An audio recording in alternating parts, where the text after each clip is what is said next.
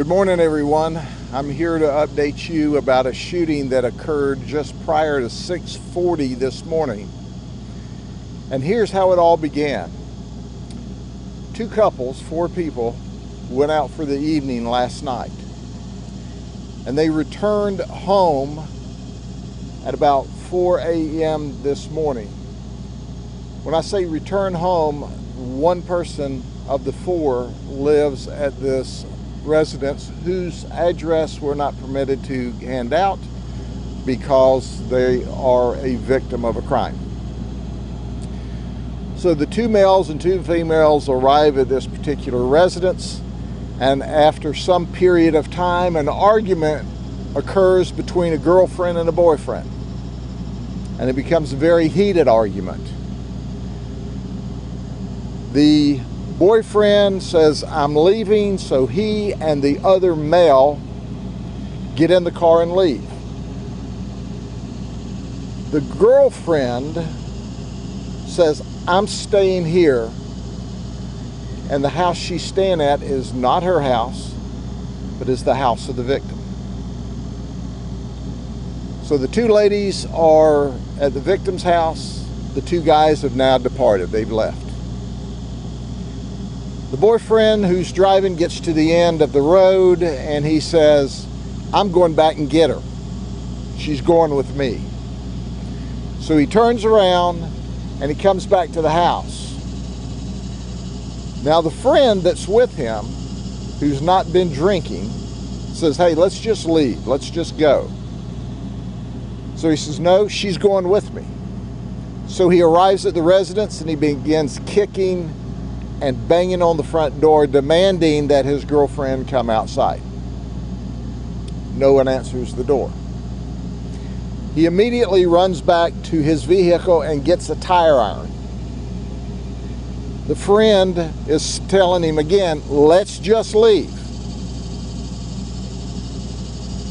He doesn't. He takes the tire iron, he runs up to the house to a window. It appears to be a bedroom window, and he screams and hollers, "If you don't let me in, I'm knocking the windows out and coming in." There's no response. He takes the tire iron, he begins to break into the home. He tears through the screen, he breaks the glass with the tire iron, and the homeowner shoots, and there's where he dies. At the scene, you can see the tire iron at his feet. He's deceased from his gunshot wound. All of the information we give you this morning is preliminary information, and certainly it's subject to change as the investigation continues throughout the day. However, at this early stage of the investigation, it appears that the shooter was perfectly legal. The shooter was perfectly legal to defend her home from a burglar. This is another incident where you just should have left. But when you came back to the house that's not your home, and you tried to break in to get a girlfriend who didn't want to go with you, and you're shot and killed while breaking into the house with a tire iron, that's a bad choice. And it's the last bad choice he'll make. So once again, the information we give you is totally preliminary. Anytime we're talking to you within 2 or 3 hours of the investigation, we're giving you the best information we know now. That's preliminarily the information that's been given to us by the witnesses at the scene. And it's pretty clear cut. What they said at this point matches up exactly to what we see at the crime scene, where he was committing a forcible felony by trying to break back into this house with a tire iron. Are there any questions? Can you tell us, was there just one shot fired? We're determining how many shots were fired, but whether it was one or more shots, it was a fatal shot, obviously, that took him out, and he died immediately. He did not move from the front window that he was attempting to break into. Was he under the influence of alcohol or drugs? We have no idea. Obviously, that will be part of the medical examiner's investigation. However, he was drinking earlier in the evening.